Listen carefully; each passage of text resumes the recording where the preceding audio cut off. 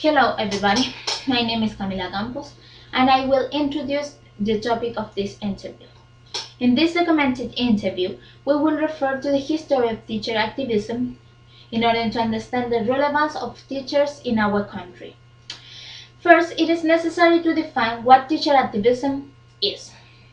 So, activism is the effort to change or improve something. Therefore, teacher activism is the teacher's effort to change or improve education. In this case, we will interview a history teacher from Lolol, 6th region of Chile, in order to know how much he is engaged in social change and why, his opinion about this topic, and his experiences. Now, to understand how teachers influence on society and their importance in change, it is necessary to understand the importance of being a teacher and what it means to be a teacher in this society. Is it just to transfer knowledge, or do we have an influence on students' integral development? The answer of those questions will depend on how we consider education. We can consider education as a whole process of learning. It means that through education we can learn how to be a person in our future, how to be a citizen, and how to be a better citizen, an active or passive citizen in the future. We have to understand that in this type of education, the teacher is very important in the student development and learning. In this type of education, the teacher should be a guide who encourages students to think critically and to learn. Also, the teacher is able to adapt themselves, uh, himself or herself in order to facilitate learning.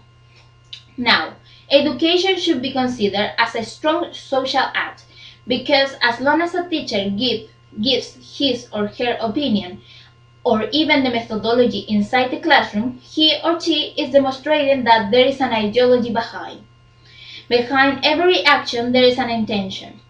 Some people think that teachers only gives knowledge. Other people think that teachers helps to the student to develop every aspect of their lives. So, do they make concrete changes in students' ideologies or society? Are teachers able to change society? Teachers can be active or passive agents of change.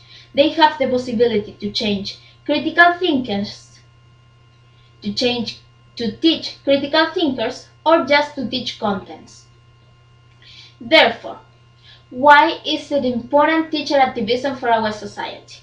We learn how to be a citizen in the schools, and teachers are our role models inside the classroom. We should understand that teachers and their beliefs are important for future citizens. Also, student development will depend on what the teacher wants to focus on. Now, we are going to know the teacher experiences and why we chose the question of this interview. This teacher has been in the educational system for 27 years. He has been teaching at rural and urban schools. Because of this, he has experiences of both realities. The questions to carry out this interview were designed to go deeper through the experience of a teacher who has already a remarkable amount of years practicing pedagogy. The following questions were chosen for specific purposes. For example, there are some particular questions leading to know teachers' activism from the real experience that the teacher has. And to do it, we ask the teacher to relate the years he has been teaching with the social movements he has been seeing. Also, there is a question aimed to know how much he is engaged with education, with quality, with students, and with his own role as a teacher and the importance given by him. As the interview is a history teacher, we found interesting to ask him about historical issues because he is aware of the relation between the past and its consequences here in the present. The teacher is called Gunther Schmidt. He is 57 years old and he has been teaching and working in the same place for the past 11 years. Do you think that teachers should be more involved in the students' movement in favor of free and quality education? For both, I think we shouldn't. I think it's a contradiction that students are asking for quality in education when the quality of education is part of our job as teachers. Therefore, I'm also part of the problem. Imagine if I go to a demonstration with the students to ask for quality in education when I am part of the problem. It is a terrible contradiction. People are saying that quality in education is the duty of the government. But who are the ones that give quality to education? The teachers, no matter what their contexts are. At least if they were demanding better working conditions for the teachers, maybe. But right now, no. It is a contradiction to fight for the quality in education. When you are arguing about the quality in education, you are doing it against your teachers. And allegedly, they are bad teachers. And for free education? Yes, but I do not believe everybody should have free education. Only those who deserve it because they have a low income and those who deserve it because they have been good students. They should not have free education only because they are human beings who have the right to be educated. That is to take advantage, and taking advantage of this comes especially from those who have power. This is not only a social issue. Why should rich people have free education? Moderately, they always just in some cases. I participate in the movements of 2015, 1998, and in 1996. But often I have stayed away from them because there has been betrayal inside the movement from the leaders of the teachers' union, like Verdugo and Pavés. They are a plague, What is the and most I do not important like them. historical Chilean event regarding teachers' movements? In the year 1986 and 1987, in this movement not only teachers took part of it, but actually Chilean society. This movement was against the dictatorship. Why? What was the cause? We wanted freedom. We wanted to stop people being killed. We wanted to stop persecution. We wanted to defeat the dictatorship.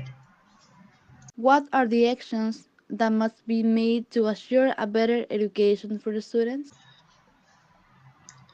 To make a student believe in us, and that we are part of them, and that we want them to have the best that we can offer to them.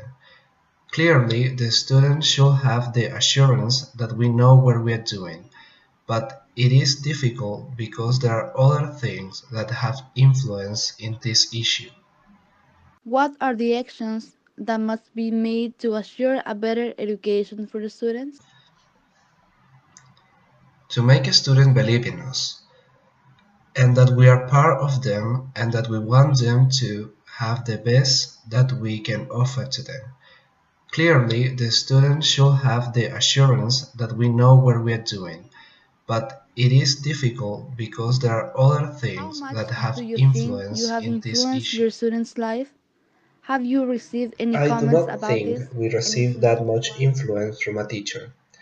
As a person and as a student when I was one, I received influence from many sides. But the least influence a student receives is from a teacher, at least in high school. About a concrete situation, I can recall that one student sent me and an inspector an email from Antofagasta saying that he would never forget the advices we gave to him and that he had put them in practice. How far gets It the was really influence nice of to a hear teacher that. to a student? I already answered that. But why? Because there are other variables that influence them. For example, television, their social context, their families. That is stronger than us. Even though we spend more time with them, we do not influence them because we are good teachers.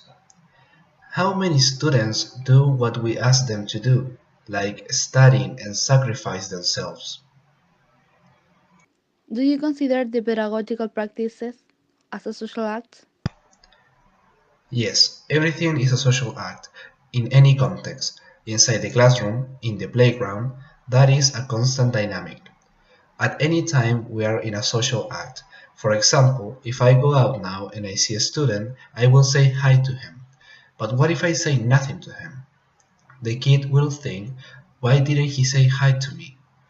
If I go to the playground and the kids ask me to play with them, if I say no, that will have an impact on them. Everything is a constant dynamic of social exchange.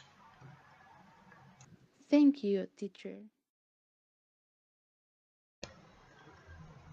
Regarding critical thinking, this teacher didn't recognize himself as someone who will foster critical thinking.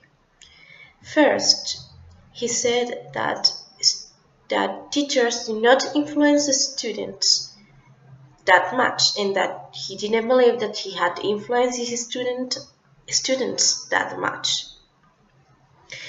However, he recalled a memory of an ex-student, writing an email to him saying that he really appreciated the advices that he gave him and that he was putting them into practice.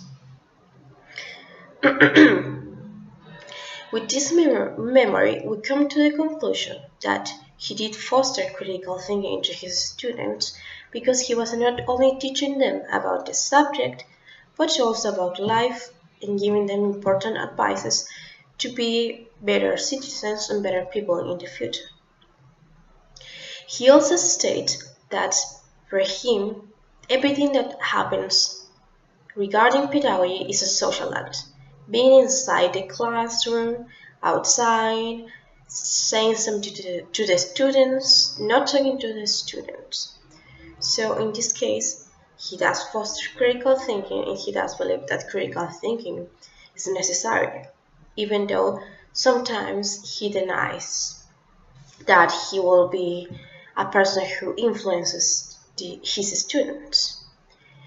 Regarding social movements, he gave really interesting answers to us. First, he said that he participates in a really important historical fact in Chile, that is people, society fighting against dictatorship. And we will focus on teachers. And what he told us is that teachers went to the streets, manifested their opinion, and fight against dictatorship to be free to teach whatever they wanted to, and to stop people from being killed and persecuted because they had a political party, they were part of a political party.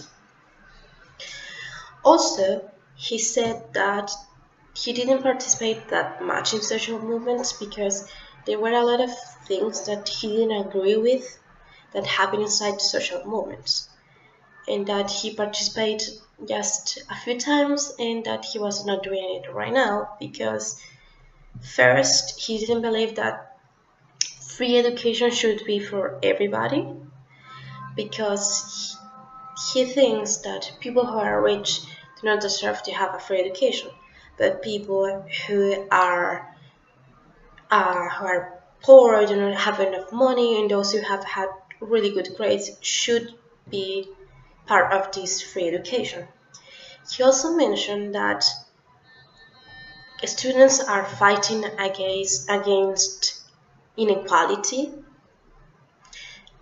and the lack of quality in education, and he said that quality is a duty that teachers have. If he goes to the streets to ask for a quality education, he will be fighting against himself, as he stated.